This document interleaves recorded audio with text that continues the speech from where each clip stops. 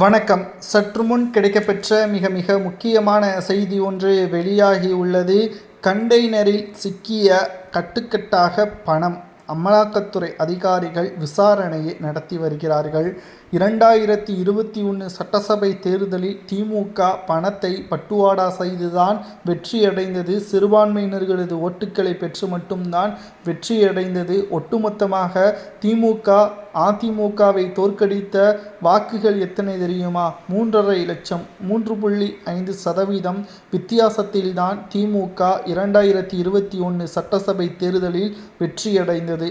அதுபோல இப்பொழுதும் தமிழ்நாட்டில் வெற்றியடைந்து விடலாம் என்ற நம்பிக்கை ஸ்டாலினுக்கு இருக்கிறதா என்று கேட்டால் நிச்சயமாக கிடையாது. காரணம், தமிழ்நாட்டில் தற்பொழுது புதிய கட்சிகள் மக்கள் மத்தியில் மாற்றத்தை எதிர்நோக்கி பிரச்சாரங்களை புதிய கட்சிகள் தொடங்கியுள்ளதால் நிச்சயம் சிறுபான்மையினர்களது ஓட்டுக்கள் மட்டும் போதாது, பணத்தை வைத்து மட்டும்தான் வெற்றியடைய முடியும் என்ற காரணத்தினால் தற்பொழுது பதுக்கி வைக்கப்பட்ட பல கோடிகளை தற்பொழுது தேர்தலுக்கு முன்பாகவே ஒவ்வொரு தொகுதிகளுக்கும் கொண்டு செல்வதற்கான இரகசிய ஏற்பாடுகளை ஸ்டாலின் தலைமையில் செய்திருப்பதாகவும் கூறப்படுகிறது.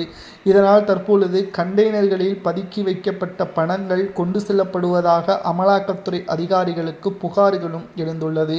இதனால் ஒவ்வொரு தொகுதிகளிலும் 40 லட்சம் வரைதான் செலவு செய்ய வேண்டும் என்று தேர்தல் ஆணைய விதிமுறைகளுக்கு உட்பட்டு செலவுகள் செய்யவில்லை என்றால் வங்கிகள் முழுமையாக கண்காணிக்கப்பட்டு தேர்தல் விதிமுறைகளுக்கு மீறியதன் காரணமாக அவர்களை கைது நடவடிக்கை மேற்கொள்ளலாம், அந்த தொகுதியில் அந்த வேட்பாளர் போட்டியிடுவதற்கு தடை விதிக்கலாம் என்ற தகவலும் தற்பொழுது அறிமுகம் செய்யப்பட்டுள்ளது.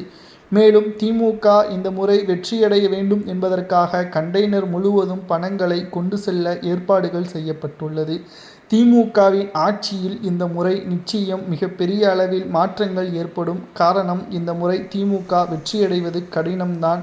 தேர்தல் விதிமுறைகளை திமுக மீறப்படும் என்ற தகவலும் கிடைக்கப்பெற்றுள்ளது.